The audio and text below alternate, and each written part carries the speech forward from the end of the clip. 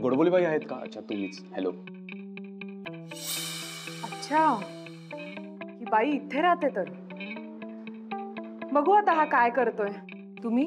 Myself Digambar Ashtaputre. मी मोहन अष्टपुत्रेंचा पुतण्या. कोणाचा? मोहन अष्टपुत्रे. तुमच्याकडे काम करायचे ना. ते काल गाणं वाजलं, पेनड्राईव्ह आणि वेंधळा माणूस आहे, थोडा वेगळा आहे, असा बुटका जाडा. काय काम होतं? मॅडम, काल क्लासमध्ये जे काही झालं ना त्याचं खूप वाईट वाटलंय काकाला. त्यांनी तुम्हाला खूप एक्सप्लेन करण्याचा प्रयत्न केला पण जमलंच नाही. म्हणून त्यांनी मला एक पत्र लिहून दिलंय.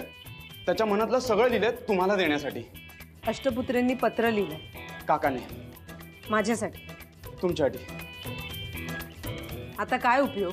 मॅडम, खूप मनापासून लिहिलंय तुमच्यासाठी. Sorry sorry sorry. खरं तर तो स्वतः येणार होता. बोला नको. मॅडम माझ्यावरती खूप चिडल्या आहेत. दरवाजा उघडणार नाही, उघडला तर आत नाही घेणार, पाणी पण नाही विचारणार, खूप प्रश्न विचारतील. म्हणून त्यांनी मला पाठवलं. पाणी हवंय का तुला? नाही नाही नाही, आय एम कूल मॅडम, गैरसमज नका करू. असा काका अंदाज बांधत होता.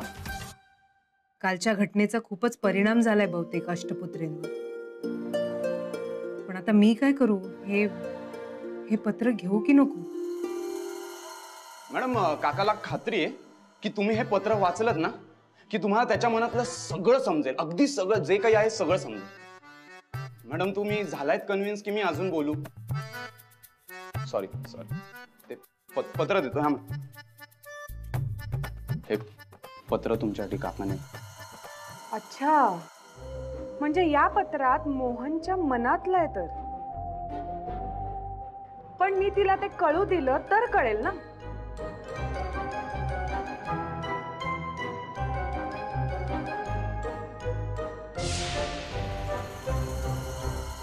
थँक्यू. Thank you thank you. काकाला कॉल करा, तो वाट बघतोय फोनची. येस.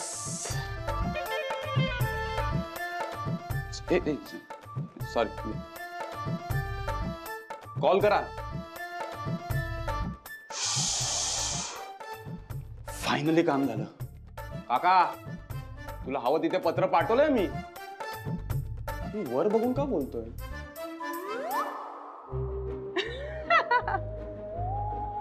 पोचवलंस?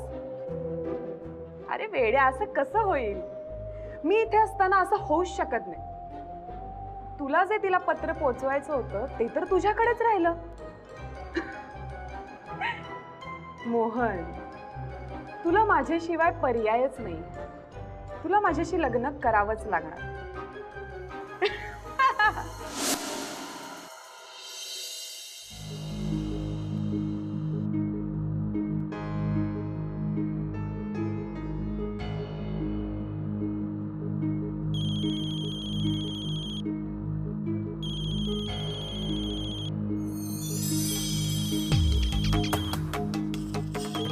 सरांचं का? बोला. गोडबोले मॅडम, नमस्कार. नाही, यावेळी तुम्हाला फोन केलाय कारण काम आणि वेळही तशीच आली आहे. मॅडम, मला असं वाटतं या खुराणा मॅटरचा तुम्ही पुन्हा एकदा गांभीर्याने विचार करायला हवाय. खुराणा तयारही होईल, फक्त त्याला तुम्ही एकदा आपल्या क्लासच्या हेड म्हणून आणि प्रमुख म्हणून फोन करणं गरजेचं आहे. काय, खुराणा सर चाललेत उद्या लंडनला. ते जायच्या आत तुम्ही जर एकदा त्यांना फोन केला तर मला असं वाटतं ही डील नक्की होईल. एवढी मोठी आणि चांगली संधी आपण सोडणं मला वाटतं फार चुकीचं होईल. आपण प्रयत्न केला तर नक्की हे होऊ शकतंय मॅडम. फक्त तुम्ही एकदा फोन करा. बघते. Okay madam.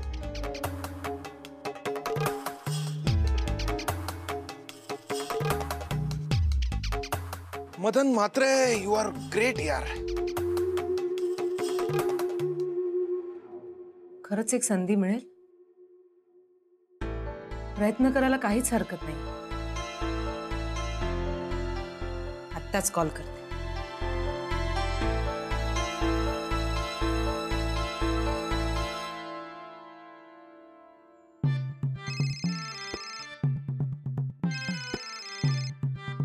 हा दिगू बोल बोल बोल, काय झालं? पत्र दिलंस ना गोडबोलेबाईंनी दिलं? गोडबोलेबाईंच्या हातात दिलंस ना पत्र? नक्की. कबूतर जा जा जा कबूतर जा. अरे गाणी गाणी कसली गातोस दिगू, सांग ना. गोडबोलेबाईंच्या हातात पत्र दिलंस ना? अरे तेरे इस कबूतर ने तेरे पहले प्यार की पहली चिट्ठी तेरे साजन को दी है.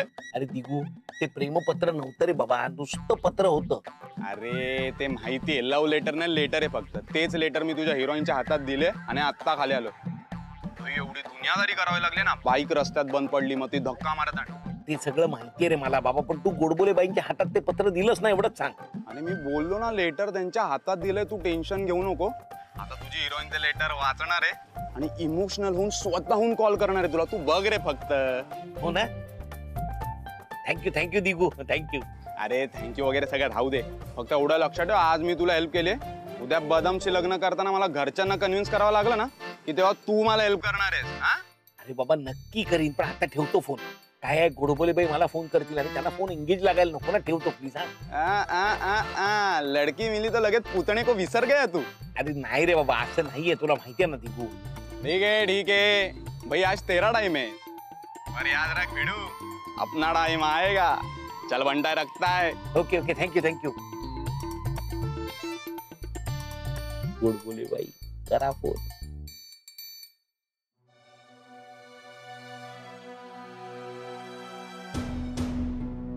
फोन का लागत नाहीये यांचा?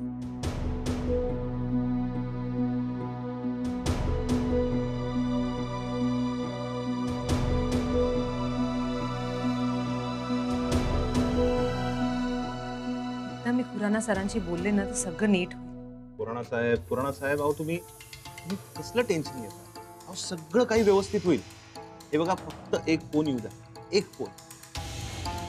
बघा, मला कल्पना आहे काल जे काही झालं ते खूप वाईट आणि चुकीचं घडलंय, पण या सगळ्या प्रकरणाचा एक पॉझिटिव्ह पैलू तुम्ही का नाही बघत आहे? अरे काय बोलतोयस तू मदन? काल त्या माणसाने माझा एवढा अपमान केला तरी तुला त्यात पॉझिटिव्ह पैलू दिसतोय? बघा पुराणा साहेब, आम्ही त्या माणसाला आता क्लासमधून काढून टाकलो. तो आमच्या क्लासमध्ये कामच करत नाही आणि त्यालाही आता परत यायची काही इच्छा वगैरे अजिबात नाही. महत्वाचा आहे आपला क्लासचा विषय. खुराना साहेब, तुम्ही क्लासची प्रॉपर्टी पाहिली आहे? प्राईम लोकेशनची जागा आहे, हार्ट ऑफ द सिटी. मला सांगा, अशा ठिकाणी जर बिल्डिंग बांधली तर त्या प्रॉपर्टीची काय किंमत येईल? राणा साहेब, आता या बिझनेसच्या गोष्टी, प्रॉफिट, बिझनेस ऍस्पेक्ट तुम्हाला मी सांगायला हवेत का? हे बघ, या सगळ्या गोष्टी माझ्या मनात कधीच येऊन गेल्या होत्या. मला ह्याच्यात माझा फायदा दिसला म्हणूनच काल त्या डीलसाठी आलो ना तिकडे. पण काय तर कालचा प्रकार झाला, सगळ्यावरती पाणी फिरलं. बघा खुराना साहेब, उगाच फालतू गोष्टींचा काय विचार करायचा आपण? अहो फायद्याच्या गोष्टींचा विचार करू ना. Everything is well when end is well. ठीक आहे, पण एक अट आहे माझी. या डील मध्ये आता मी पुढे येणार नाही. खुराना त्याचा अपमान कधीच विसरत नसतो, हे त्या तुमच्या मॅडमना कळलं पाहिजे. त्यांचं जर शाळेचं स्वप्न कोणी पूर्ण करू शकत असेल तर ते फक्त मी करू शकतो, हे त्यांना रिअलाइज करून द्या. आणि या डीलची त्यांना गरज आहे, मला नाही. काय बरोबर ना? करेक्ट, एकदम करेक्ट. अरे खुराना साहब, आपने तो मेरी मुंह की बात छीन ली. अहो कालपासून मी याच गोष्टीचा विचार करतोय आणि म्हणून अगदी परफेक्ट बिल्डिंग लावून ठेवली मी. ते बिल्डिंग वगैरे जाऊ दे रे, तुझा फोन आला पाहिजे ना. येणार खुराना साहेब, फोन नक्की येणार. अहो मदन म्हात्रे म्हणतात मला, फोन येणार. मासा गळाला लागलाय, तुम्ही बघाच.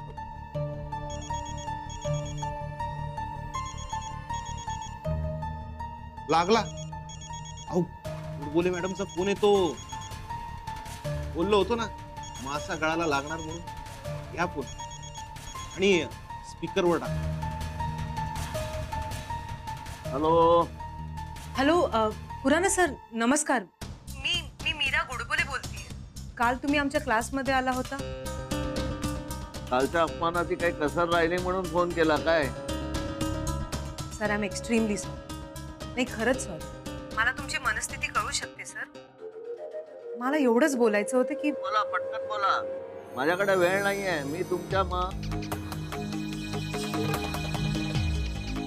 एका मीटिंग मध्ये आहे आता.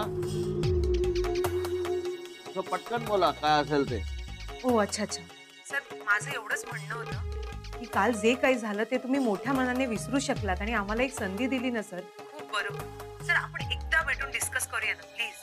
सर सॉरी, पण मला असं वाटतं की तुम्ही घाईत निर्णय नका घेऊ प्लीज सर. सर त्या लहान लहान मुलांच्या उज्ज्वल भविष्याचा तरी विचार करा सर, विनंती आहे तुम्हाला प्लीज. बघू ते मी आता काही तुम्हाला स्पष्टपणे सांगू शकत नाही. करू विचार त्याच्यावर आपण. खुराणा साहेब, आता हा विषय फार ताणू नका. बघा, त्या माफी मागतायत, त्या डील करायला तयार आहेत. त्यांना बोलवून घ्या इथे. त्यांना इथे बोलवून घ्या आणि कॉन्ट्रॅक्टवर साईन घ्या. ट्रस्ट मी, आपलं काम 100% होऊन जाईल. आता वेळ घालवू नका प्लीज.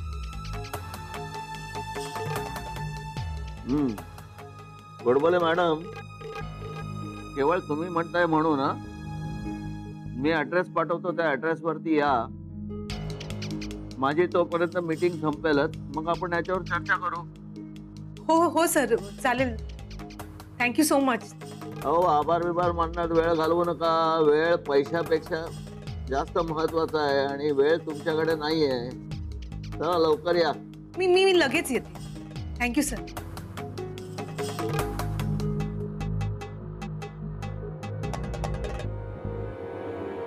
क्या बात आहे सर, काय डायलॉग मारलाय तुम्ही. काय पैशापेक्षा वेळ महत्वाची असते. अरे जबरदस्त खुराणा साहेब, जबरदस्त. ते बघ रे, त्याच्यामुळे ती फडफडत कशी धावून येते बघ. अहो 101% येईल ती.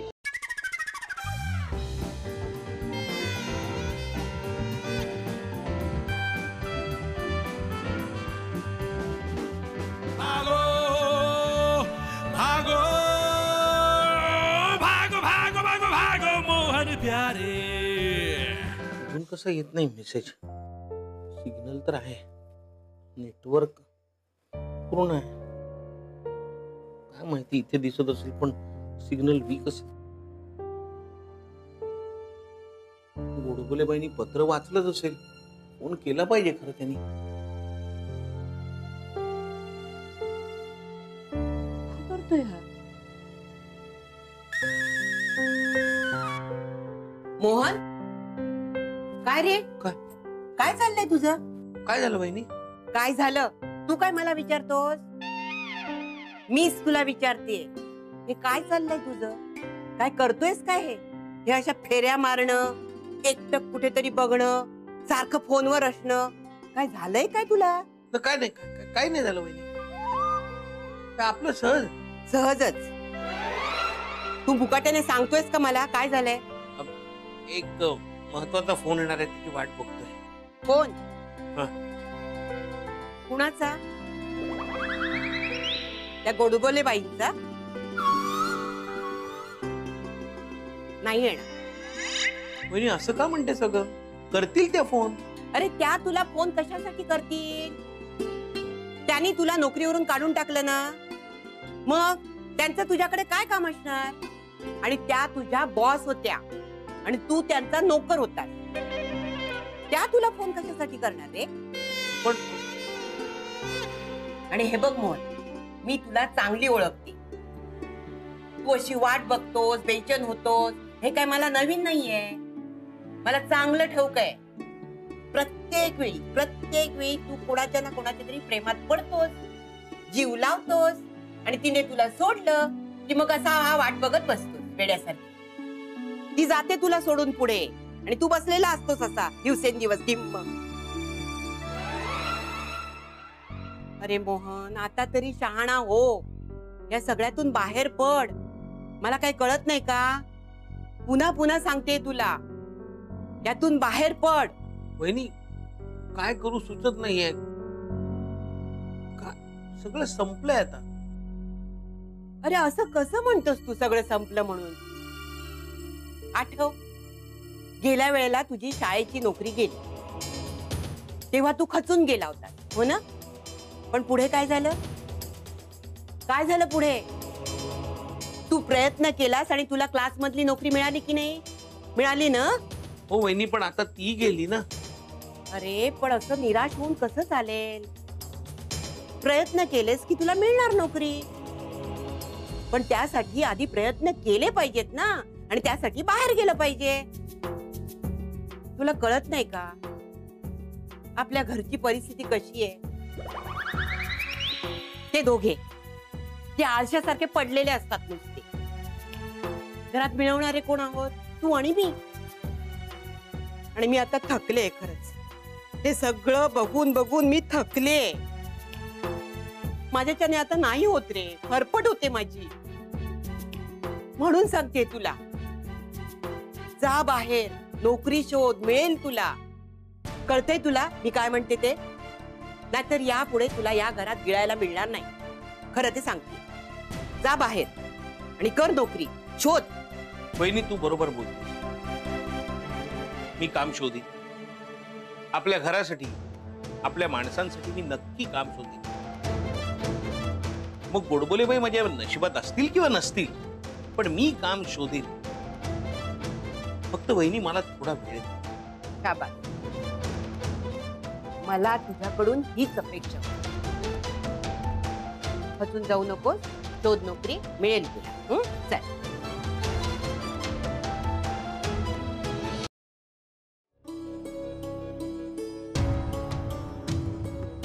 Hello sir. हो मिस गोडबोले, बसा. थँक्यू. तुम्ही फार उशिरा नाही आलात, म्हणजे दुसऱ्यांच्या वेळेची किंमत आहे म्हणावं तर तुम्हाला. सर माझ्या बाबांचे संस्कार आहेत. मग काल कुठे गेले होते ते संस्कार? सर कालच्या प्रकाराबद्दल मी खरंच खूप खजील. नाही म्हणजे कुठल्या प्रकारे मी तुमची माफी मागू आणि तुम्ही कसे मला क्षमा कराल मला खरंच कळत नाही. पण सर खरं सांगू का, ते अष्टपुत्र आहेत ना, ते खरं तसे. नाव नका काढू त्या माणसाचं. त्याला काढून टाका हवं तर. तो माणूस तुमच्या क्लास मधल्या प्रगतीचा सगळ्यात मोठा अडसर आहे. साधा त्या माणसाला आलेल्या पाहुण्यांची बोलण्याची रीत नाहीये. म्हणजे तो मला बोलला म्हणून मी नाही बोलत आहे, मला माणसं कळतात म्हणून बोलतोय. तुम्हाला जर हे प्रोजेक्ट व्हावंसं वाटत असेल आणि मी त्याच्यात काहीतरी करावं असं वाटत असेल तर ह्या सगळ्यात जी माणसं आहेत ती तळमळ करणारी असली पाहिजे. त्यांच्यावर विश्वास ठेवता आला पाहिजे. काय बरोबर ना? हो सर. गुड.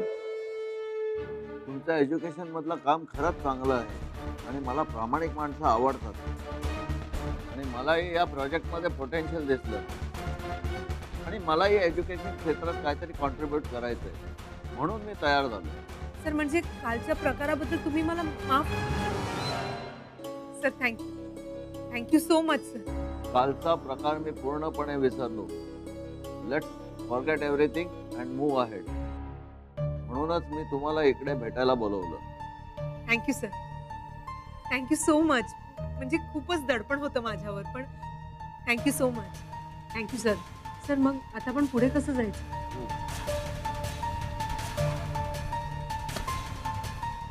पैसे?